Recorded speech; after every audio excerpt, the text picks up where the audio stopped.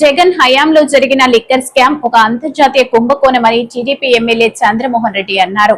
ఈ liquor scam లో ముందుగా బిగ్ బాస్ ను జైలుకు పంపాలి అని అన్నారు. అసలు లోతుగా పోవాల్సిన అవసరం ఉంది సిఐడికి.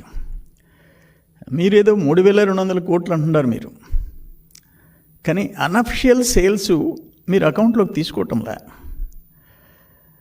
నేను ఒక మాట అంటాను, ఈడీ ఇంత మనీ లాండరింగ్ మీ లెక్క సిఐడి లెక్క, నేను తర్వాత కూర విషయాలు చెప్తా. 3,200 కోట్లు అంటే ఈడీ ఎందుకు ఎంటర్ కాదు?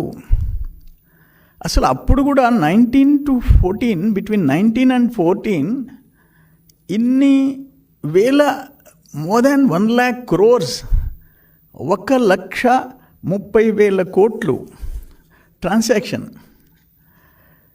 దానికి అసలు అప్పుడు ఎందుకు క్వశ్చన్ చేయలేదు సిబిఐ కానీ ఈడీ కానీ. ఇప్పుడు కూడా సిఐడి ఎంక్వైరీ చేస్తుంది, క్లియర్గా సమాచారం బయటకు వస్తుంది, ఎవిడెన్సు. ఇంకా ఎందుకు ఈడీ ఎంటర్ కాదు?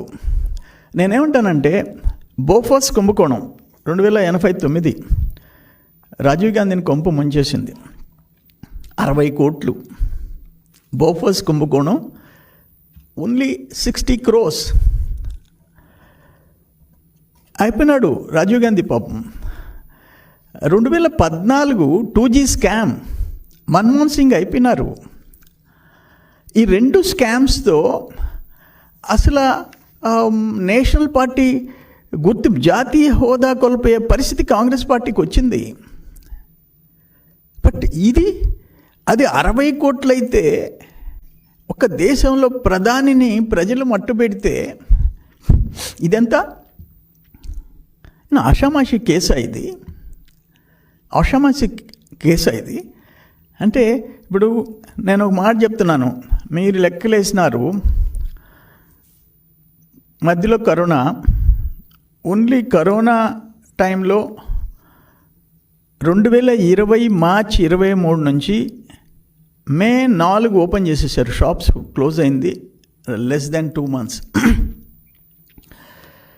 ఒక మాట నేను అడుగుతుండా, 2018-19లో ఐఎంఎల్ కేసెస్ 3,84,000. మధ్యలో జగన్మోహన్ రెడ్డి టైంలో 2021 1,87,000, 1,87,059,000, 131 కేసులు సేల్స్. అంటే 3,84,000 నుంచి 1,87,000 ఒకే ఊళ్ళో అగ్రి కరోనా. 21-22 2,63,000 కేసులు. బీర్ కేసెస్ అయితే పర్ మంత్ 18-19లో 23 లక్షల కేసెస్, 19-20లో 17,74,000, 20-21లో 4,75,000, 22-23లో 6,79,000. నేనేమంటానంటే, ఇక్కడ జరిగిన దోపిడీ కేసుకి ఒక్కొక్క టైప్ ఆఫ్ బ్రాండ్కి, చీప్ బ్రాండ్కి 150 రూపాయలు. నేను ఉండింది చెప్తుండా, ఇంకొక బ్రాండ్కి 250, ఇంకో బ్రాండ్కి 350, 600 ఒక కేస్. అంటే 48 స్మాల్ బాటిల్స్, క్వార్టర్ బాటిల్స్ ఉంటాయి. అవి సపోజ్ ఒక దాంట్లో ఒక బాటిల్ 150, 250కి అమ్ముతారు బయట. ఇది త్రూ ఎక్సైజ్ డిపార్ట్మెంట్ స్కానింగ్ చేసి షాప్స్కి పంపిస్తారు. ఇక్కడ Kasireddy and team, Jaganmohan Reddy team చేసింది ఏంటంటే, స్కానింగ్కి పోకుండా, డిపోకి పోకుండా, ఎక్సైజ్ డిపార్ట్మెంట్ డిపోకి పోకుండా డిస్టిలరీ టు నేరుగా సేల్స్. ఎందుకంటే ఆ స్టాఫ్ వాళ్ళు పెట్టుకున్న షాపులు, అది ఎంత అని ఈరోజు సిట్ తేల్చాల్సిన అవసరం ఉంది.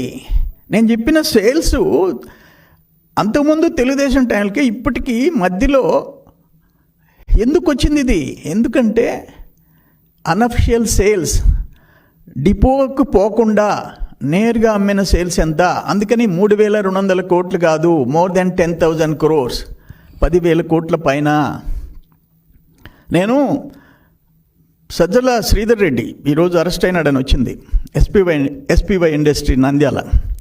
ఆయన తెలుగుదేశంలో ఉన్నాడు. నేను నంద్యాల బై ఎలక్షన్ అప్పుడు మాతో ఉన్నాడు. ఆ తర్వాత 19 గవర్నమెంట్ మారిన తర్వాత పత్రికల్లో వచ్చే వార్తలు విని సజ్జల శ్రీధర్ రెడ్డికి నేను ఫోన్ చేసి అడిగా, ఏందయ్యా మీ డిస్టిలరీలు మీదేదో వాళ్ళు పెత్తనం చేస్తున్నారంటే, అన్నా మా ఎస్పీవై ఇండస్ట్రీ మేము కష్టపడి పెట్టుకున్న డిస్టిలరీ మిథున్ రెడ్డి చేతిలోకి వెళ్ళిపోయిందని నాకు చెప్పాడు స్వయంగా. ఈరోజు అరెస్ట్ అయి ఉన్నాడు.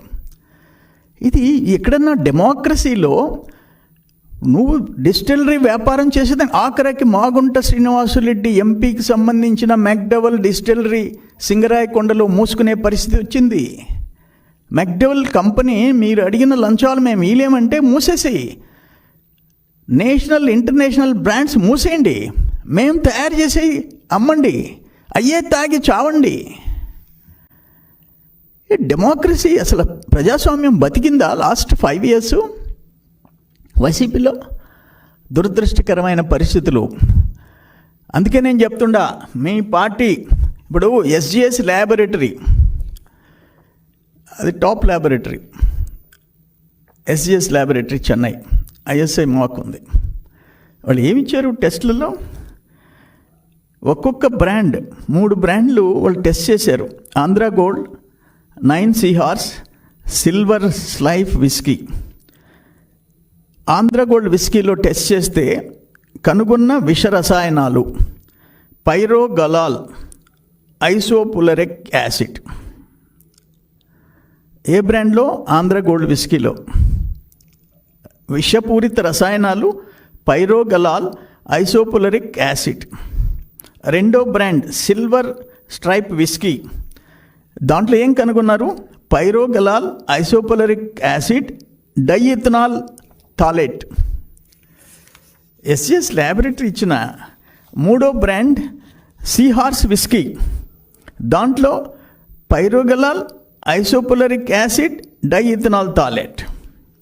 దీంట్లో ఇవి తాగితే వచ్చే మనుషులకి ఆరోగ్యాలు పోవటం, ప్రాణాలు పోయేదానికి కారణాలు దీంట్లో రసాయనాల గురించి చాలా క్షుణ్ణంగా రాసి ఉంది.